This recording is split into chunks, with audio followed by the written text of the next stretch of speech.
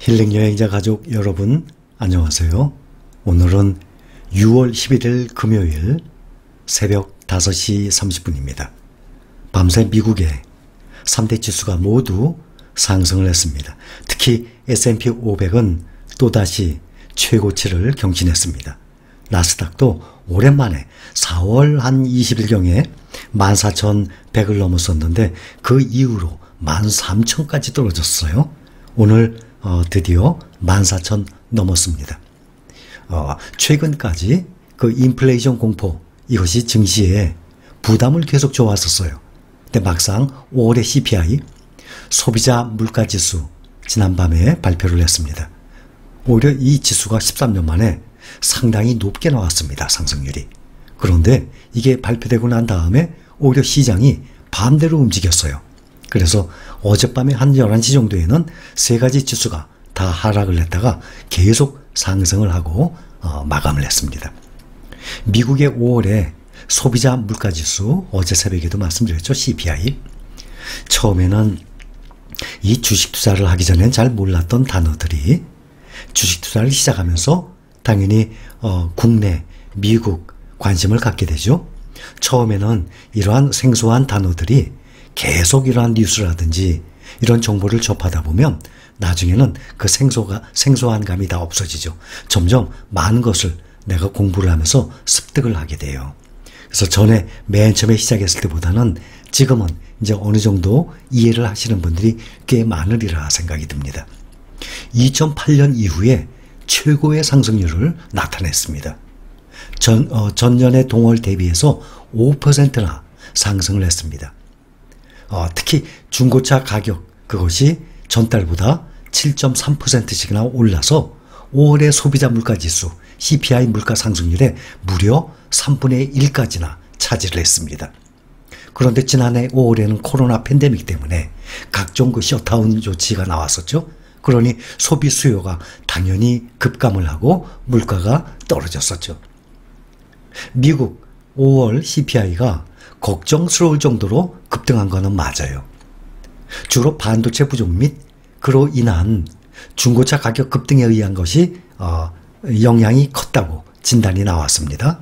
거기다가 10년물 국채금리도 상당히 많이 떨어져 있는 상태입니다. 이것을 보면 다우가 0.06% 상승을 했습니다. 34,466 아직 35,000까지는 못 가고 있어요. 그 다음 나스닥이 14,020 오랜만에 14,020 올라갔습니다. 나스닥을 보면 4월 26일 날 14,138이었습니다. 그런데 4월 26일 14,138 이후로 계속 미끄러지고 5월 12일 날 보면 13,000까지 떨어졌어요. 13,030. 그래서 5월 12일 이후 지금 한 달 동안 지속적으로 상승을 하면서 다시 14,000 넘게 터치를 했습니다. S&P 500은 오늘 나스닥보다는 더 올랐어요. 나스닥은 0.78%, S&P 500은 0.47%, 4,239로 마감했습니다. 5월 7일 날 한 달 전에 4,232, 4232였는데 오늘 4239로 7포인트를 넘었습니다. 최고치를 경신을 했어요. S&P 500 ETF 같은 경우도 보면 어제도 말씀을 드렸지만 올 초에 비해서 YTD가 16%나 수익률을 보고 있습니다. S&P 500이 올해 연초부터 현재까지 14.55%가 상승을 했거든요. 오늘 필라델피아 반도체 지수도 1.19% 상승을 했습니다. 기술주들이 많이들 올랐어요. 다들. 팡플러스 주식들 보면 애플과 알리바바만 조금 하락을 했어요. 알리바바는 0.09 아주 미세하게 하락했죠. 애플은 0.79 다른 종목들이 모두 상승한 거에 비하면 0.79니까 많이 빠진 상태예요. 모두 상승을 했어요. 특히 아마존 2.12% 또 페이팔은 2.22% 상승을 했습니다. 페이팔은 팡플러스 주식에는 안 들어가 있습니다. ETF에. 그러나 미국 테크 탑10, 미국 테크 탑10에는 마이크로소프트와 함께 페이팔, 인텔이 세 가지 종목이 들어가 있죠. SOX에서는 필라델피아 반도체 지수에서는 ASML이 가장 많이 올랐습니다. 무려 2.5%나 상승을 했어요. 반도체 장비주죠. 골고루 모두 상승을 했습니다. 그렇게 해서 QQQ, 나스닥을 대표하는 ETF예요. 1.04% 상승했습니다. 나스닥이 0.78% 상승했지만 나스닥 100 지수가 1.05% 상승했거든요. 나스닥 100 지수를 따라가니까 1.05% 상승했으니까 QQQ가 똑같이 1.04% 상승을 한 것입니다. SPY는 S&P 500 ETF의 대표. S&P 500이 0.47% 상승을 했으니까 SPY는 0.46%를 상승했습니다. 거의 항상 나스닥 100 지수와 QQQ, 또 우리나라의 나스닥 100 ETF 14가지 있죠. 그것도 똑같이 나스닥 100 지수를 따라갑니다.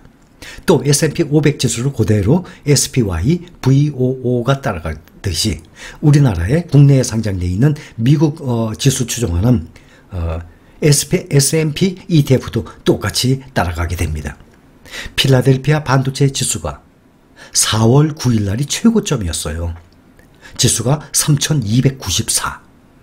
근데 오늘 3196이에요. 1.19% 상승했습니다. 그런데 4월 9일 날 필라델피아 반도체 지수가 가장 높이 올라갔을 때 상장을 했어요. 4월 9일. 타이거 필라델피아 반도체 나스닥 ETF. 또 똑같이 타이거 미국 테크 탑10 똑같이 4월 9일 날 필라델피아 반도체 지수가 가장 최고점일 때 그때 10,000원에서 시작을 했습니다. 그러면서 지속적으로 하락을 하니까 똑같이 8,000원대까지도 8,700원까지도 떨어졌죠. 그랬다가 지금 현재는 9,510원입니다. 필라델피아 반도체 나스닥이. 그 다음에 타이거 미국 테크 탑10은 현재 9,925원입니다. 5월 13일 날 9,485원까지 미국 테크 탑10 ETF가 하락을 했었습니다. 그러다가 현재까지 9,925원 많이 올라왔죠. 4.6%나 상승을 한 상태입니다. 오늘 필라델피아 반도체 지수 1.19% 상승했죠. 또 나스닥 0.78, 나스닥 100 1.05, 또 S&P 500 0.47 모두 상승을 했기 때문에 특히 나스닥의 대형 테크주들이 상승을 했어요. 그러니 그대로 오늘 국내 증시에 영향을 주겠죠. 코덱스 미국 팡플러스, 또 미국 테크 탑10 이 두 종목은 미국 테크의 대형주에 투자를 하는 ETF입니다. 거기에 필라델피아 반도체 나스닥 ETF 있고 또 나스닥 100 ETF 있죠. S&P 500 ETF 있습니다. 이러한 모든 종목들이 많은 분들이 투자하고 있는 이 종목들이 밤새 올랐던 이 주가 영향을 그대로 적용을 해서 받을 것으로 예상이 됩니다. 그리고 일주일 만에 나오죠.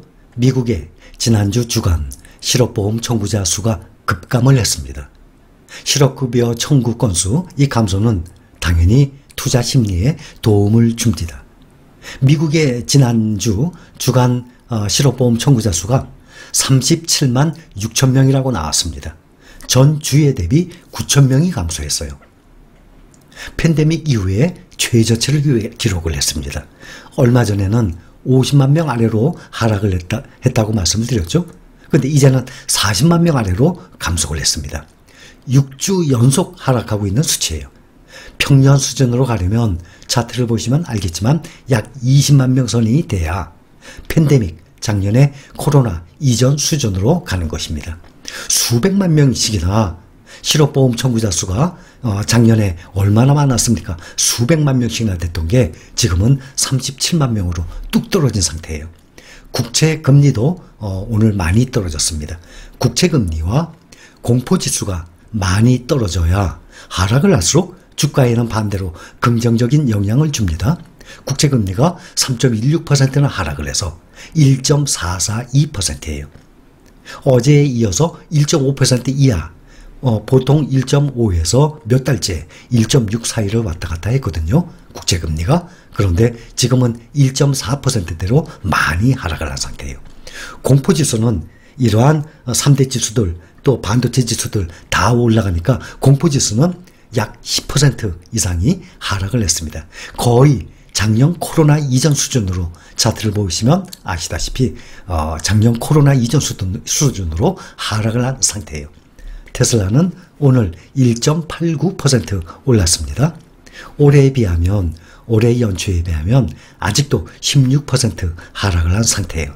근데 테슬라의 주가는 우리나라의 국내 2차전지 관련주 삼성, LG, SK 또 소부장이라고 그러죠. 소재 부품 장비, 포스코 케미칼, 첨보 이런 등 이러한 회사들의 영향을 미치거든요. 테슬라가. 그래서 우리나라 2차 전지주 이러한 종목들하고 연관이 깊습니다. 그래서 테슬라 주가 또한 중요하고 또 기술주 ETF 투자하고 있는데 거기에 테슬라가 다 들어가 있거든요. 중국 공장에서 제조한 전기차의 테슬라 지난 5월 판매량이 4월에 비해서 29%가량 늘어났다고 합니다. 중국 내에서 반테슬라 감정이 상당히 고조됐었거든요. 막 데모까지 하고 그런 판매가 부진할 것이라는 전망을 뒤집었어요. 중국 고객이 2배 가까이 늘었다고 나왔습니다. 그래서 판매량이 V자 반등에 성공을 했다고 합니다. 올해 4월에 중국 고객이 브레이크 고장에 항의하는 시위를 벌였었거든요. 그것을 계기로 중국에서 테슬라 불매 운동이 번졌었어요. 거기다가 연이은 또 리콜, 또 차 사고 이런 악재들이 계속 겹쳤거든요. 그래서 주문량이 또 많이 감소를 했었습니다.